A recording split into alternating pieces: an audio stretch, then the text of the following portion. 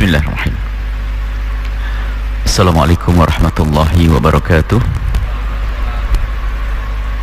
Alhamdulillah nahmaduhu subhanahu wa ta'ala hamdan yuwafi ni'amahu wa yukafi mazidah. Ya Rabbana lakal hamdu kama yanbaghi li jalali wajhika wa 'azimi sultanik.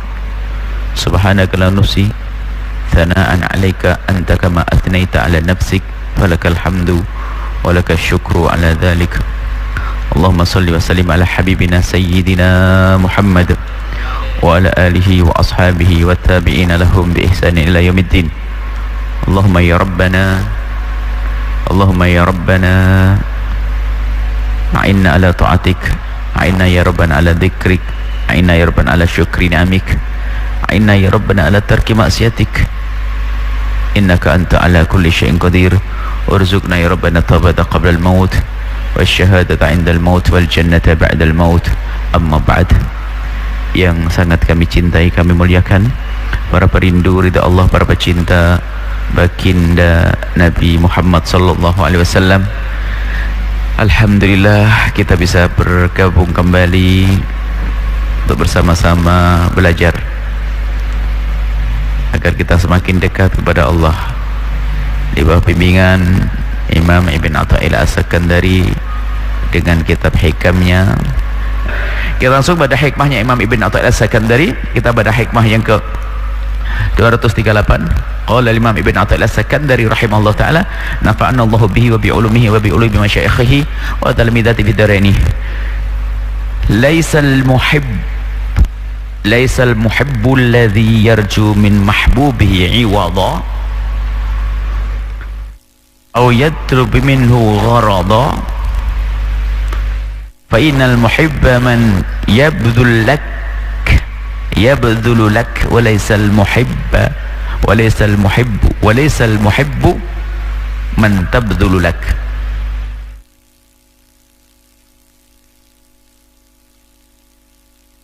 Laisal muhibbu, bukanlah orang yang mencintai itu, alladhi yarju min mahbubihi iwadha, yang jika berbuat untuk yang dicintainya mengharapkan pengganti, imbalan.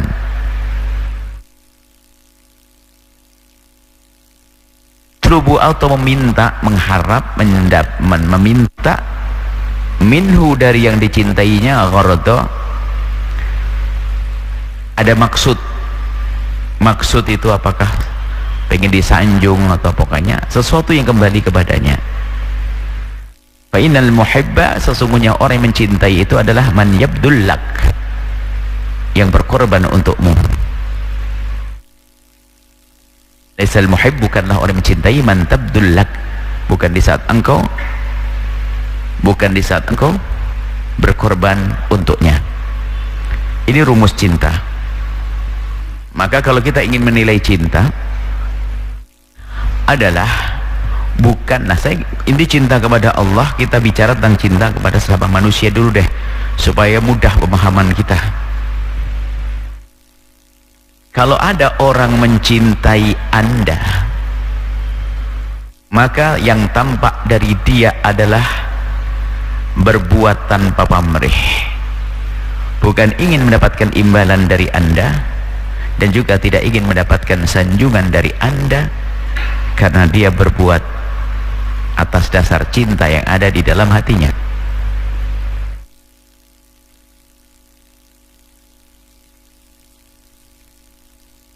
Itu akan disebut mencintaimu kalau dia berkorban untukmu, bukan engkau selalu berkorban untuknya.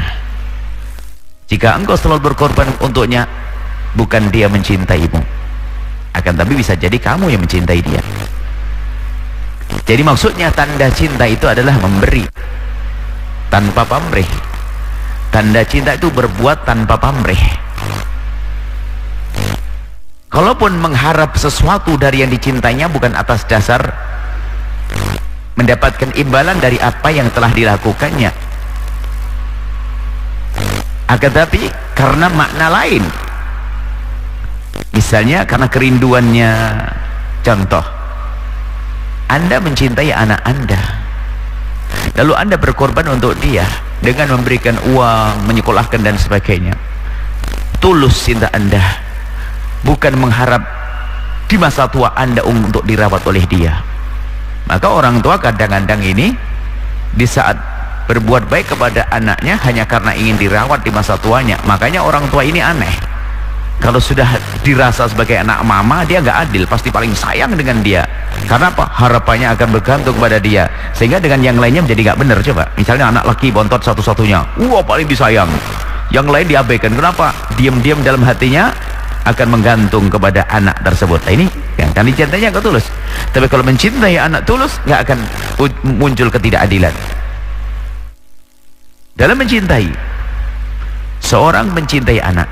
Nah, kemudian di saat dia mengatakan, sayang datanglah ke sini, Umi kangen, bukan karena aku memberi kepadamu baru datang enggak, karena babnya kerinduan, bukan karena sudah tak kasih duit loh ya, kesini kau, enggak begitu. Akan tapi kesini sayang, aku kangen kepadamu. Beda dengan sudah aku beri kau datang ke sini. Bahkan mungkin seorang ibu berkata, sayang aku pengen tahu pijitanmu kayak apa, pengen merasa dekat dengan anaknya, bukan karena apa, kemarin sudah aku kasih duit pijit aku. Beda. Jadi kalau kita, hidup kita kalau kita memberi kepada dia kemudian ingin imbalan, itu kropos makna cinta tersebut. Ini berlaku pada suami istri. Sehingga kalau kita, ini kan Imam Ibn Al-Sakandari berbicara tentang orang yang mencintai. Sebetulnya kan bicara tentang bagaimana kita mencintai, bukan orang mencintai. Cuman kadang-kadang menggambarkan cinta itu kalau dari dalam diri kita sendiri terasa nggak adil, jadi nggak mudah. Maka gambarannya orang mencintai adalah kalau dia mencintaimu, maka dia akan berkorban untukmu, bukan kamu berkorban untuk dia. Orang seneng, enak ya gitu ya, dia berkorban untuk saya ya, berarti cinta itu begitu. Maksudnya juga sama, kalau ente ngaku cinta begitu juga. Cuman kalau langsung, kalau ente mencintai, ente berkorban untuk dia, berat, belum apa-apa berkorban. Tapi hakikat cintanya semacam itu. Maksudnya kalau orang itu mencintaimu, maka akan tampak dari dia adalah pengorbanan, pengabdian tanpa pamrih, bukan ingin dapatkan balasan darimu. Ini sesama manusia itu berlaku, bahkan ketulusan. Seorang ibu berbuat baik untuk anaknya, masya Allah tulus banget.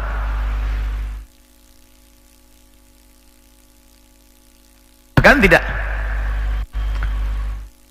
Jadi kalau pepatah kan apa namanya, kasih ibu sepanjang jalan, kasih anak sepanjang penggolok, itu ya apa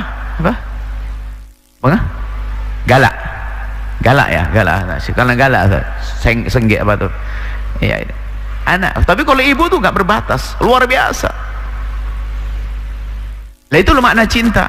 Jadi kita pahami makna cinta, dan memang cinta itu begitu. Cinta itu akan menjadikan orang yang mencintainya berpikir bagaimana dia berbuat yang terbaik untuk yang dicintainya, tidak akan menyakitinya, tidak akan zalim kepadanya. Yang dia inginkan adalah bagaimana aku menyenangkan orang yang aku cintai. Ini rumus cinta dengan sesama manusia. Dan kalau orang mencintai itu indah. Makanya belajarlah untuk mencintai, jangan berpikir bagaimana dicintai saja, enggak. Ternyata lebih dahsyat lagi belajar bagaimana kita mencintai. Di antara dua orang bersahabat yang paling dekat kepada Allah yang lebih mencintainya, di antara keduanya, di antara dua orang berjabatan tangan yang paling dekat kepada Allah yang lebih tulus dan lebih mencintainya, bukan saja di sisi Allah, lebih enak dia. Orang mencintai itu enak. Di saat melihat yang dicintainya dalam keadaan baik-baik, senengnya, girangnya nggak kira-kira. Di saat dia melakukan hal yang tidak baik pun dia tidak gampang tersinggung, dia nyantai, dia orang aku cintai. Itu makna cinta. Sehingga yang perlu, makanya baginda Nabi mengajarkan bagaimana kita belajar mencintai.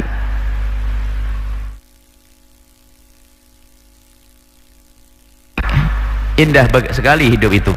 Ada orang mungkin datang, ada seorang ibu-ibu atau bapak-bapak kadang-kadang cinta, Buya minta doa. Doa apa? Biar istri saya sayang, lengket sama saya, biar dia cinta sama saya. Sama suaminya, istri ada yang minta gitu, ya doain, minta doa biar suami saya cinta sama saya. Bu, doain biar suamimu cinta samamu, mau? Akhirnya ini kan wajar orang minta begitu tuh. Cuman kalau kita amati lebih detail lagi, itu kurang cerdas itu. Kalau orang minta agar pasangannya mencintainya, itu kan sebenarnya kan kurang cerdas. Coba bayangin, Bu, bayangin, jangan beneran, suamimu sangat mencintaimu, oh tapi kamu tidak cinta dengan dia, enak sama dia. Yang menjadi indah itu cinta di dalam hatimu, bukan cinta di dalam hatinya. Cinta di dalam hatimu yang menjadikan indah. Coba seorang suami, istrinya sangat mencintai dia, tapi dia gak cinta, enak, duduk tuh gak enak. Nah, kadang, makanya kita mencari indah tuh cari cinta di dalam hatimu. Jika mencari cintanya orang, yang penting aku mencintai, urusan dia gak mencintai, dia sendiri rugi. Oh, gak cinta tuh capek kok. Iya, maka cinta itu indah. Makanya Nabi mengajarkan mencintai, saling mencintai itu pendidikan. Belajar kau mencintai saudaramu, sehingga sampai pada derajat indahnya orang mencintai adalah di saat dia bisa memberi kepada yang dicintainya, bukan mendapatkannya. Oh, dia bisa memberikan pertolongan, bangga dia, senang karena dia mencintai. Di saat diberi mah biasa saja, tapi di saat dia bisa memberi ada kebanggaan tersendiri. Itu makna cinta. Seorang ibu kelihatan anteng, cincinnya hilang demi belikan sepeda buat anaknya, padahal antengnya hilang, tapi seneng. Antengnya hilang, seneng. Duitnya, tabungannya hilang, seneng, karena dia bisa memberikan sepeda buat anak yang dicintainya. Loh, cuman orang itu dalam mempelajari cinta ini salah. Sehingga rentetan cinta yang diajarkan Nabi, maka jangan pengen tahu kekurangannya orang, jangan mau mendengar tentang kejelekan orang, ya gitu kan. Pasanganmu jangan kau lihat kekurangannya, akan tapi sisi kelebihannya kau lihat, biar semakin tumbuh cinta di dalam hatimu, dan seterusnya. Ini kan sesama manusia begitu. Baik, ini gambarannya. Kalau orang mencintai dengan serius, dia hanya berpikir dia berbuat baik untuk dia yang dicintainya, tidak pernah berpikir tentang imbalannya kembali kepadanya. Dan kalau maka semakin banyak yang diharap, semakin kecil kekuatan dan nilai cintanya. Semakin dia tidak berharap tulus, dan Anda pun ngerti kok mana, orang itu tulus kok. Sehingga kalau orang mencintai Anda, dia nggak mengharap apapun dari Anda tidak memberi pun tetap dia cinta kok, karena dia tidak mengharap. Dia menolong Anda karena cinta, dia membantu Anda karena cinta, bukan berharap besok beri karena enggak, karena dengan cinta. Ajib, dia berbuat tanpa pamrih, indah. Maka orang mencintai, hidup dengan saling cinta di dunia ini dengan sesama, dia seperti di surga. Tapi yang punya benci, dengki, dendam, capek hidupnya. Ngelihat mobilnya dia sakit, ngelihat rumah megah sakit, ngelihatnya sakit. Nah, ini kan kebodohan. Baik, ini cinta kepada sesama manusia. Nah, kaidahnya serupa, cuman objek yang dicintainya beda nanti. Allah ini kan mengaku cinta kepada Allah. Kalau kita mencintai Allah, cuman bagaimana mencintai Allah? Karena ini bahasa apa sih mencintai Allah itu gimana sih? Cinta, kalau bahasa kerennya itu kan bahasa yang selama ini kita hafalkan, tak kenal maka tak sayang, itu betul. Semestinya memang begitu. Yang nggak tahu nggak bakal sayang, nggak bakal cinta. Nggak mungkin cinta kalau nggak kenal, ya susah. Kalau cintanya cinta buta, cintanya cinta buta. Maka kalau Anda dikenalkan dengan satu orang, ini bukan syahwat ya, mohon maaf, ini jangan disamakan. Syahwat itu beda. Ada orang syahwat bisa tanpa cinta, ada cinta tanpa syahwat. Ada kadang cinta dibarengi dengan syahwat, suami istri, ada cinta, ada syahwat. Cinta begini ada tanpa syahwat, udah ada hubungan suami istri, ya cinta, saling mencintai, sehingga kalau dia sedih saya ikut sedih, dia senang saya ikut senang, cinta. Jadi jangan disamain. Masalah cinta, cinta bukan syahwat, syahwat bukan cinta. Cuman kadang ada cinta tanpa syahwat, ada syahwat tanpa cinta. Kadang ada cinta dibarengi dengan syahwat, indah di atas indah, kan begitu. Suara Muslim. Orang mencintai, coba kalau Anda disebutkan tentang satu orang yang dengan sifat-sifatnya yang baik, Anda mendengar saja, Anda terpesona loh ya. Di satu kampung ada satu orang, terserah laki atau perempuan nggak penting, ini bukan sahabat. Oh, Anda sudah nikah kok, sudah punya suami, ya suaminya ganteng juga, soleh, baik banget. Ini ada orang cerita, atau Anda sudah punya istri, seorang ibu yang sangat baik di kampung itu, dia dermawan. Kemudian apa? Dia pernah dicaci maki sama orang, tetap senyum saja, bahkan memberikan kebaikan. Terus pernah dicuri, malah mendoakan semoga yang mencuriku barangku ini adalah Allah hentikan dari curiannya. Terus Anda mendengar sifat baik dari orang tersebut. Setiap saat Anda mendengar tentang kebaikan orang ini, coba dia di kampung tersebut orangnya begini, masya Allah, selalu mendengar, bahkan berita kebaikannya kemana-mana. Kemarin ada orang dari kampung kita pergi ke sana, datang pulang dikasih hadiah, diberi bantuan segala cukup. Anda dengar setiap hari. Apa yang ada di hati Anda, coba? Ada cinta, pasti muncul cinta kalau Anda mendengar dengan pemahaman. Selagi belum ada benci, Anda tidak punya masalah dengan dia. Loh, cinta, cuman cinta itu gak pasti tandanya. Tiba-tiba Anda mendengar berita orang itu kecelakaan, Anda kaget, oh kecelakaan, padahal Anda tidak pernah ada hubungan pribadi dengan dia. Cuman Anda sering mendengar bahwa orang itu punya kebaikan yang banyak, yang banyak, dia penyabar, dia begini, dan terus dicekoi pikiran Anda dengan pemahaman tentang orang itu. Apa yang terjadi? Cinta. Seperti itu ya, seperti itu. Karena kita, makanya kenapa kita diperkenalkan tentang sifat Nabi, akhlak Nabi dan sebagainya, agar muncul cinta. Cinta bukan syahwat, beda. Sehingga apa yang terjadi? Karena kita sudah mencintai laki-laki yang di puncak, di daerah kampung tersebut, dia baik dan sebagainya. Di saat kita mendengar berita bahwasanya dia kecelakaan dan sebagainya, berbondong-bondong kita mengucapkan semoga sembuh dan sebagainya, kan begitu. Kenapa kita dengan sukarela ngetik di misalnya? Karena ada cinta. Jadi cinta yang sesungguhnya ada hubungannya dengan pemahaman kita tentang yang dicintai, tentang macam-macam yang dengan yang dicintai. Nah, ada hubungannya dengan itu. Makanya harus kenal. Nah, ini loh, kok indah cinta tuh begitu. Gak mungkin aku mencintai seseorang, gimana orangnya nggak tahu, di mana nggak tahu, di mana nggak ada, nggak mungkin.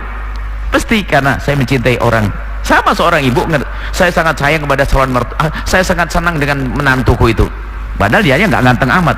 Kok bisa, Bu? Iya memang nggak ganteng, tapi dia baik, dia lembut, dia ada dulu kebaikan. Nggak mungkin dia, bagaimana kok ibu cinta sama menantunya ibu? Masya Allah, karena dia paling jahat, kencem, bau kecut, segala macam. Wah, nggak mungkin. Jadi pemahaman tentang yang dicintai itulah yang akan menumbuhkan cinta. Nah, ini begitu. Maka kalau sudah bicara cinta kepada Allah, itu sebetulnya adalah hakikat orang beriman kepada Allah itu harus membuahkan cinta. Karena dia kenal Allah Jalla Jalaluh yang menciptakan kita, yang memberikan rahmat kepada kita. Kemudian Allah yang memberikan kebahagiaan nanti di surga. Semakin kenal pada Allah, disitulah akan muncul cinta. Ini sesuai dengan kadar kekuatan iman kita kepada Allah, itulah yang akan menghadirkan cinta. Kalau cinta kepada seseorang, kita nggak akan menyakiti dia dong.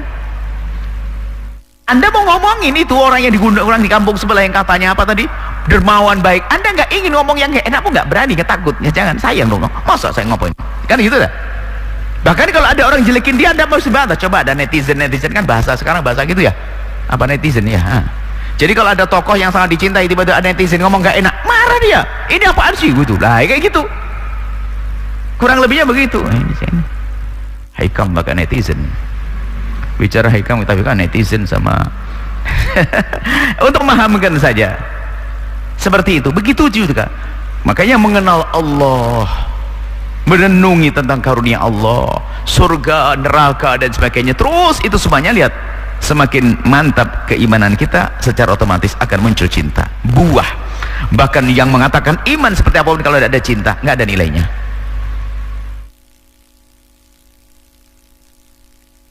Bisa jadi iman itu sudah nggak ada.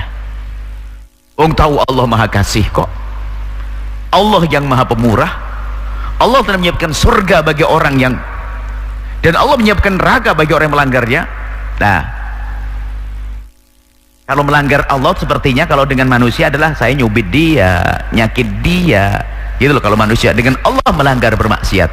Nah, kita bermaksiat akan tapi lihat, karena ada cinta maka ada penyesalan, itu taubat.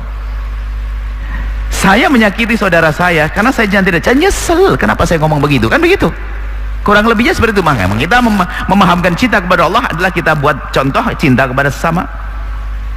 Nah, semakin kenal Allah akan muncul kecintaan. Nah, kemudian sampai derajat, kalau sudah tinggi tingkat cintanya kepada Allah, lihat Allah mengatakan sallu, salatlah. Dia melakukan salat karena nyuruh siapa?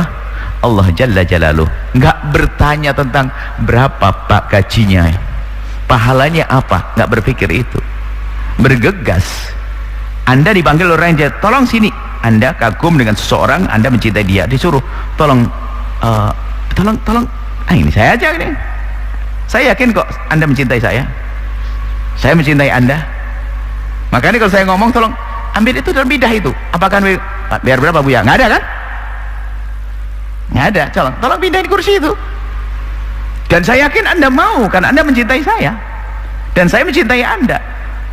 Dan saya tidak bakal menyangka kalau Anda berkata, Buya kalau 1 meter kursi 500 rupiah. Nggak ada bicara imbalan itu, karena kita bicara cinta. Coba kalau bicara tentang perkuliahan, nah dulu berapa ini, atau sudah gotong-gotong sana langsung datang, mana duitnya, karena memang nggak ada cinta. Indahnya cinta. Makanya kalau Anda hidup dengan cinta dengan sesama, dengan pasangan, nggak ada hitung-hitungan, ada tuntutan, nggak ada. Yang ada adalah bagaimana aku menyenangkan pasanganku. Bagian dengan Allah, kalau dia bermaksiat, lihat, karena orang mencintai Allah, maksiat, manusia bisa bermaksiat, kan manusia makhluk khata', manusia punya hawa nafsu. Cuman dia kepleset, nyesel, dia nangis di malam hari, dia nangis, ya Allah aku telah melakukan dosa ya Allah. Makanya kadang nangisi dosa sendiri membingungkan bagi orang yang tidak punya iman yang kuat. Kok bisa nangis? Ngapain kamu nangis? Kenapa? Oh, saya takut pada api Allah, neraka. Oh,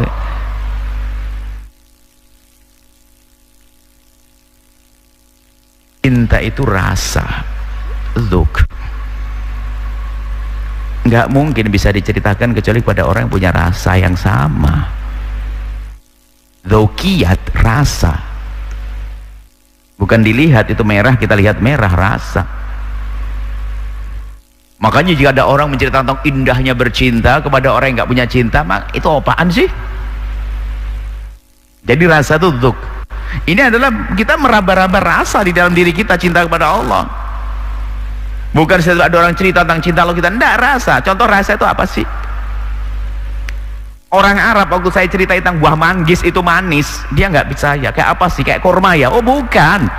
Kayak apel ya? Bukan. Kayak gula ya? Bukan. Bingung dia. Tak saya sebut sejajar 1000 buah yang manis, cerita manggis nggak bisa. Kayak apa sih manisnya manggis? Manis pokoknya.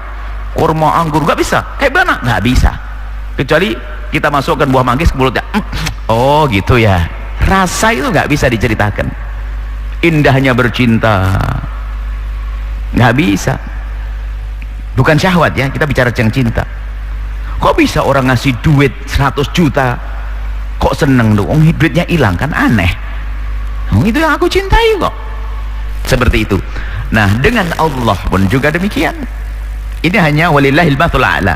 Sebagian para soleh itu membuat contoh dengan sesama manusia itu hanya untuk menggampangkan pemahaman. Akan tapi cinta kepada Allah itu ada hubungannya dengan keimanan. Sama cinta kepada manusia juga ada hubungannya yang itu, biarpun ada cinta buta. Cinta buta itu nggak bisa jadi ukuran. Cinta itu nggak boleh buta. Cinta itu rasional dong, logis. Cinta itu logis, ada dasarnya dong. Kenapa aku mencintai dia? Kalau sudah tidak logis kan aneh dengan sesama. Gula Jawa rasa coklat, tidak ada dari dulu gula Jawa bukan coklat. Itulah. Jadi ada cinta itu logis. Artinya bisa cinta sendiri tidak bisa dijelaskan, teramat agung untuk dijelaskan. Tapi cinta untuk dirasakan. Ngapain jelasin cinta, kan gitu bahasanya bujangga kan gitu. Cinta itu untuk dirasakan, bukan untuk diceritakan. Orang yang ceritain cinta tidak bisa. Nah gitu. Nah, cinta kepada Allah tuh gimana kan gitu ya. Memang bukan untuk diceritakan. Ya tinggal ukur aja dirimu di saat Allahu Akbar, Allahu Akbar. Kamu pengen ngapain? Teringat sholat atau tidak kira-kira? Di saat ada maksiat yang berkelisliweran di mata kita, ingat Allah? Enggak. Ada hubungannya dengan cinta. Ya seperti itu. Kekuatan cinta itu seperti itu. Bukan cerita. Orang bisa nyusun tentang dosa 1000 dosa-dosa besar, murka Allah dan sebagainya. Dia melanggar, ada kok. Ilmunya bukan ilmu dirasakan, jadi ilmu di otaknya. Orang ngerti itu haram, tapi melakukannya. Jadi bukan jaminan orang punya ilmu tentang keimanan lalu dia punya keimanan, lalu punya cinta, belum tentu. Yang menulis buku akidah mungkin dia menjelaskan akidah, belum tentu dia bisa menangis sholat malam, belum tentu.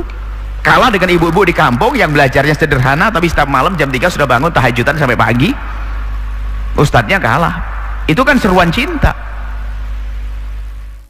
Baik, seperti itu. Nah, di sini katakan, kalau sudah orang cinta kepada Allah, maka dia nggak berpikir tentang imbalan. Kalau di situ alladzi yarju min mahbubihi iwadun, bukan orang yang mengharap iwad. Itu apa? Seperti pahala. Iwad itu pahala. Jadi kalau Anda ini tingkat tinggi ya, tingkatnya orang martabat tinggi. Kalau tingkat kita kayaknya belum nyampe di situ sih. Kita berbuat baik masih tanya keutamanya apa sih? Keutamaan korban apa? Mau korban nunggu utamaannya dulu. Keutamanya sholat ini apa sih? Ya ini memang kelas kuli kita. Kelas kuli, kelas-kelas rendah kita. Ya alhamdulillah masih ada mengharap kepada Allah, ada iman. Cuman kalau sudah tingkat tinggi nggak berpikir itu. Yang ada adalah aku akan menjalankan perintah Allah. Jadi tidak mengharapkan imbalan pahala, imbalan surga. Tidak mengharapkan yatlub min ghurat. Ghurat itu apa? Tidak mengharap biar dikabul, saya melakukan itu biar urusanku diberesin oleh Allah. Bukan mengharap itu. Dia melakukan kebaikan karena dia menjalankan perintah Allah. Nah, itu seperti itu gambarannya. Cuman di balik pemahaman ini ada orang yang salah. Sok berkata, kita itu tidak boleh mengharap surga. Nah ini sok banget. Siapa bilang tidak mengharap surga? Suara Muslim. Para solihin berdoa kok minta surga kok. Nah, Nabi mengajarkan Allah nasalukal jannah wa na'udzubika minan nar kok. Cuman permohonan orang-orang yang tingkat tinggi minta surga itu bukan karena dia mengandalkan aku telah berbuat begini ya Allah maka beri surga. Oh tidak. Dia mengharap surga karena apa? Di balik istilah surga ada keridhaan Allah. Bukan karena dia mengandalkan amalnya tadi, enggak. Ya Allah berikan aku surga, bukan karena ya Allah aku sudah sholat beri surga. Nah itu kan begitu. Dan memang dalam surga adalah tempat keridhaan Allah, maka dia minta surga. Neraka adalah tempat hukuman Allah, maka dia minta jauh. Bukan karena dia beramal, melakukan sholat kemudian minta hitungan ya Allah imbalanku mana, bukan begitu. Jadi beda. Nah, makanya kalau ada orang sok sufi, sok tasawuf, kita tidak boleh mengharap surga, tidak boleh kita minta surga. Ente ini siapa? Pembahasan ini bukan masalah itu. Kan ini benar-benar bukan. Al-muhib, orang mencintai itu adalah yang berbuat tanpa mengharap balasan.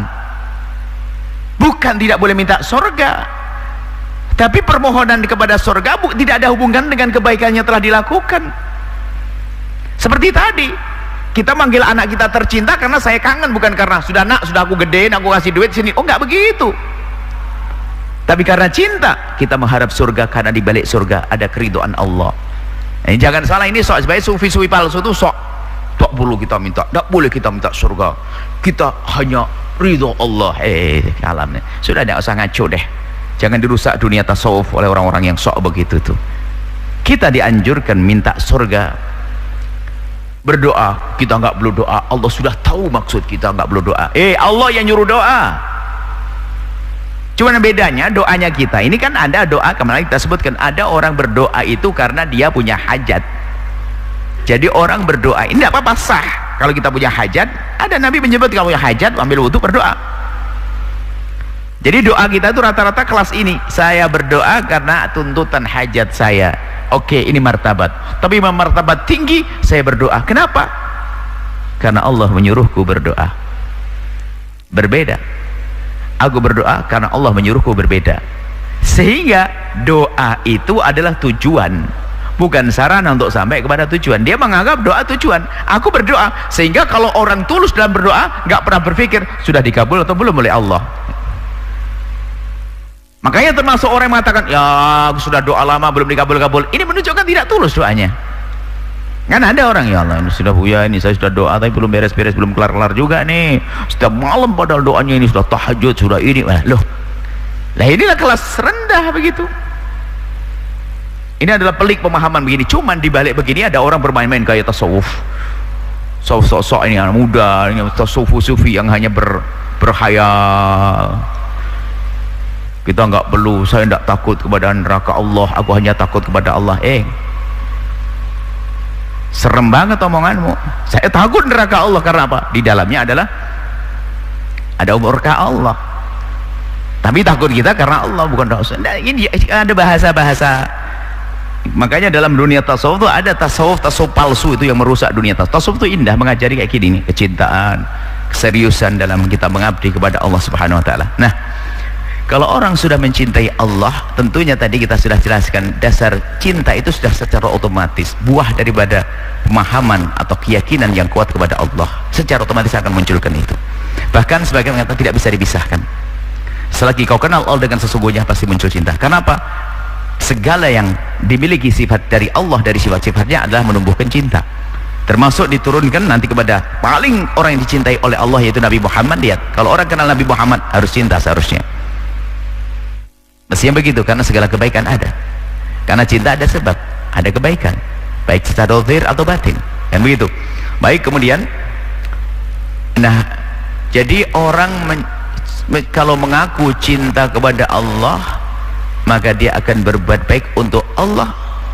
Di saat melakukan kebaikan tidak terlintas harapan akan adanya imbalan yang kembali kepadanya.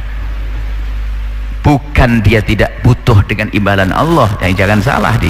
Jadi memang dia menjalankan perintah, sehingga antara wajib dengan yang sunnah pun hampir tidak ada beda. Coba orang dulu, orang soleh, kalau dengar berita ini hukumnya sunnah, oh sunnah, ayo cepat sunnah, kan begitu ya, sunnah cepat karena sunnah Nabi, ini hal yang baik, sunnah.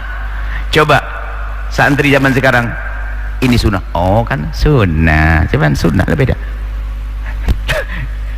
Cuman sunnah, sehingga jarang karena bukan kerinduan, kurang lebihnya semacam itu. Cuman sunnah aja lah, nanti loh, orang dulu karena apa? Kalau sunnah, kalau sedang ramai sunnah kan ada timbang-timbangan, ini fardu, ini sunnah. Kalau fardu gede, sunnah sedikit. Tapi ada kasih Allah tidak, dia melakukan kebaikan karena kecintaan, seruan cinta yang ada di dalam dirinya kepada Allah. Nah ini martabat tinggi. Dan kita memang kalau belum sampai di sana, paling tidak deh kita harus sudah melatih. Kalau ingin berbuat baik, ya sudahlah berbuat baik ya, jangan nunggu imbalan, kan ada di dunia. Makanya kalau berdoa saja sudah, doa itu bagian. Ini pertanyaan itu ada kadang-kadang ini berlaku seperti, oh ya ini gimana sih, ada orang sudah diangkat rahimnya, kalau hubungan suami istri apakah tetap dianjurkan suaminya doa? Allahumma jannibna syaitan, Allah jannibi syaitan wa jannibna syaitan, Allah jannibi syaitan, jannibna wa jannibi syaitan, Allah jannibna syaitan wa jannibi syaitan mimma razaqtana. Kan ada doanya. Kan doanya untuk ada kandungan itu. Loh, tetap dianjurkan. Kan tuh kita diperintah, bukan karena pengen punya anak saja, bukan. Diperintahkan, dianjurkan kalau hubungan suami istri baca doa itu.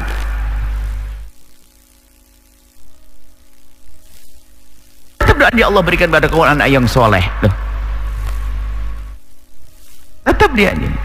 Jadi berdoa itu bagi seorang yang sudah sampai makom tinggi, doa itu ya tujuan, memang mukhul ibadah. Ibadah doa itu bukan sarana untuk mencari sesuatu. Kalau doa dijadikan sarana, kalau sudah sampai kepada tujuan akan ditinggal itu doa secara otomatis. Kenapa tidak doa lagi?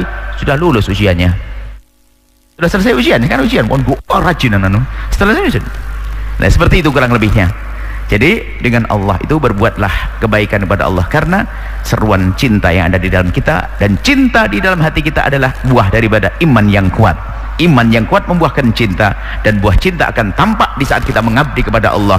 Bukan hitung-hitungan berapa apa yang aku dapat, akan tapi dia menjalankan perintah dari Allah. Sehingga sampai ada perkataan dari para seandainya itu gak terjadi, dikatakan oleh para sahabat, seandainya orang yang mencintai Allah lalu dia beribadah dengan kuat, seandainya tiba-tiba mendapatkan kabar bahwa kamu tuh ahli neraka, nggak akan berubah. Seandainya itu nggak mungkin, karena dia bukan karena mencari surga dan neraka, karena dia menjalankan perintah dari Allah. Dan itu ada hal-hal semacam ini. Oh, dan saya tidak peduli, saya dikasih nggak dikasih nggak penting, yang penting aku menjalankan, aku menikmati kok, karena aku cinta. Nah itu seperti itu. Baik, mari kita tingkatkan ya kualitas kebaikan kita yang didasari dengan cinta kepada Allah. Berbuatlah baik kepada Allah ya. Kemudian kita nilai kebaikan kita ini karena apa sih? Atau karena seruan cinta, atau karena harapan-harapan selain Allah? Perlu kita pangkas perlahan untuk kita rubah menjadi orang yang berbuat baik betul karena Allah. Ada lagi yang tidak berharap apa, ini riak nggak masuk di sini. Ini tingkatan orang ikhlas, ini tadi tingkatan orang ikhlas. Kalau riak ya berbuat baik karena pengen disanjung manusia. Enggak, ini berbuat baik tapi ingin diberi oleh Allah. Makanya ada pertanyaan, Buya, kalau kita memohon kepada Allah, kemudian pengen, kalau kita melakukan ibadah, lalu dengan ibadah kita ingin mengharap satu, apakah itu dianggap ikhlas? Ya dianggap ikhlas, cuman martabat ikhlas kan bermacam-macam. Tertinggi sudah berbuat baik karena Allah tanpa mengharap apapun, selesai. Tidak usah kita ngaku-ngaku sampai makom ini. Kalau sudah sampai akan sampai. Cuman ya kita harus berusaha untuk sampai ke sana. Kita mulai dari di saat kita berbuat baik, paling tidak jangan karena manusia, jangan pamrih pengen sanjung manusia. Kemudian tersanjung ada pahala, tidak apa-apa. Kita menghitung-hitung pahala dulu deh. Wong kelas kita semacam itu kok. Nanti kalau semakin cinta kepada Allah nggak beri lagi pahala. Sehingga kalau mendengarkan amalan mungkin semakin hari semakin terlatih. Kalau ada perintah dari Allah, melaksanakan perintah, nggak usah berpikir pahalanya apa, kalau bahasa keutamanya apa, sudah nggak ada lagi nanti. Tapi ingat, kalau ada orang berbuat baik kepada Allah, melakukan ibadah, kemudian masih bertanya tentang pahala, dan itu bukan sebuah kesalahan, hanya itu martabat saja. Jangan disalahin, kamu beribadah kok tanya pahala-pahala, ya nggak usah, jangan dimarahi. Sehingga ada buku Fadhail Amal, Fadhail Amal, motivasi, atau hadis-hadis Fadhail Amal, keutamaan-keutamaan, itu motivasi orang. Nah orang kalau mau sejak tinggi dari bawah dulu dong, sederhana dong bagian gitu, seperti itu. Baik, inilah yang bisa kami hadirkan pada kesempatan ini. Maka ayo semuanya meraba-raba cinta kita kepada Allah yang ada di dalam hati kita. Nah ini kan kalau sudah diajak kepada kebaikan, kemudian kita ogah-ogahan, wah nggak masuk pembahasan ini. Dengan kemaksiatan kok gampang banget, nggak masuk pembahasan ini. Mau dibahas apa? Oh nggak berbuat baik kok. Apa? Ini yang sudah menyambut seruan Allah, kemudian melakukan kebaikan, ini yang dibahas. Kalau orang nggak beramal, ngapain ini? Ini jauh dari wilayah ini. Anda ini loh yang sudah beramal baik, bangun malam, tahajudan. Oleh Imam Ibn Athaillah tadi mau diantarkan, diangkat lagi martabatmu yang sudah bangun malam. Kalau belum bangun malam ya nggak masuk di sini. Mau dinilai apanya? Tahajud enggak, puasa enggak, ya sedekah enggak. Bukan itu. Anda yang sudah berbuat baik, yuk ditingkatkan.